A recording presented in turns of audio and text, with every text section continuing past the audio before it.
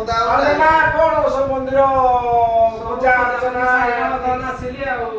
ଆଚ୍ଛା ଆଚ୍ଛା ଆଚ୍ଛା ମନ୍ଦିର ଆରେ ନନା ଜୁହାର ହଉନୁ ତ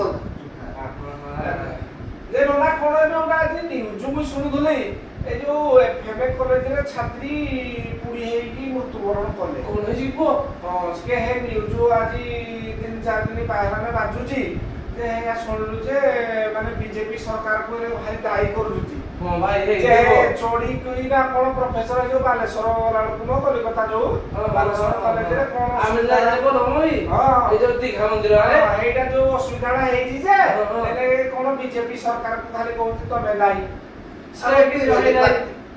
କିନ୍ତୁ ଆମେ ନିଜେ ସଚେତନ ହବା ଯେତେ ସବୁ ନାରୀ ମାନଙ୍କୁ ମା ଭଉଣୀ ଆଗେ ଦେଖିବା ଆମେ ଭୁଲ କରିବା ସରକାର ଦେଲେ କଣ ହବ ଭାଇ କହିଲେ ଦେଖି ସେଇ କଥା ଆମ ବିରୋଧୀ ପାର୍ଟି ଲାଗି ପଡିଛନ୍ତି ଆମେ ଆଉ କଣ କରିପାରିବା ବିରୋଧୀ ପାର୍ଟି ମିଳେ ଭାଇ କିଏ ବିରୋଧୀ ପାର୍ଟି ମାନେ ସେଇ ଆମର ବିଜେଡି କି କଂଗ୍ରେସ ଆଉ ତାଙ୍କର କଣ ପଡିଛି ସେମାନେ କାହିଁ କରିବେ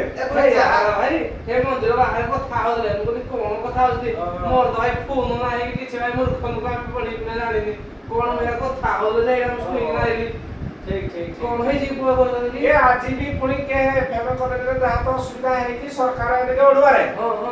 ମାନେ ଏମାନେ ବିରୋଧୀ ଦଳଙ୍କର ତ କିଛି କାମ ନାହିଁ ଖାଲି ଯାଇକିରି ରାଜରାସ୍ତାରେ ଆମର ଏ ଯୋଉ କୁହନି ତାଙ୍କର ଯୋଉ ଅଛନ୍ତି ନେତ୍ରୀ ମାନେ ଯାହା ହଉଛନ୍ତି କୁହନି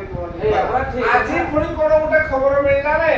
ପୁଣି କଣ ଗୋଟେ ପୁଡ଼ି ହେଇଯାଇଛି ଆଉ ଜଣେ ଛାତ୍ରୀ ତାକୁ 3 ଜଣ ଦୁର୍ବୃତ୍ତ ଆଇକିନା ନିଆଁ ଲଗେଇଛି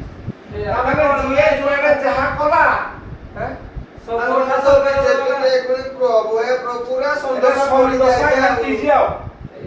ଘାଣ୍ଟି ଦେଇଛି ତମେ ଟିକେ ପୂଜା ଅର୍ଚ୍ଚନା କର ଯେମିତି ମାନେ ବିରୋଧୀ ଦଳକୁ ଟିକେ ବୁଦ୍ଧି ଦିଅ ତାଙ୍କ ସମୟରେ ସରକାରରେ କେତେ କଣ ହଉଥିଲା ତାର କିଛି ସବୁ ସମୟରେ ଅଛି ଆମ ଲୋକମାନେ ଖରାପ ଆମେ ବେକାର ସରକାରକୁ ଦୋଷ ଦେଲେ କଣ ହବ ଆମେ ଯଦି ପରିବର୍ତ୍ତନ ହେଇଯିବା ସରକାର ଆପେ ସରକାର କଣ ଦୋଷ ଯୋଉ ଲେକ୍ଚର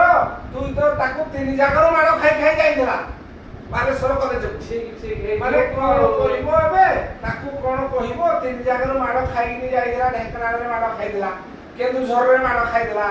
ରନ୍ତଲେଇରେ ମାଡ଼ ଖାଇଥିଲା ପ୍ରଭୁକୁ ଗୁହାରି କରି ସଦବୁଦ୍ଧି ଦିଅ ପ୍ରାୟ କଲେଜ କଥା ଜମଦାଡି ପରେ ମାଡ଼ ଖାଇଲା ସେ ଆସିକିରି ଆମ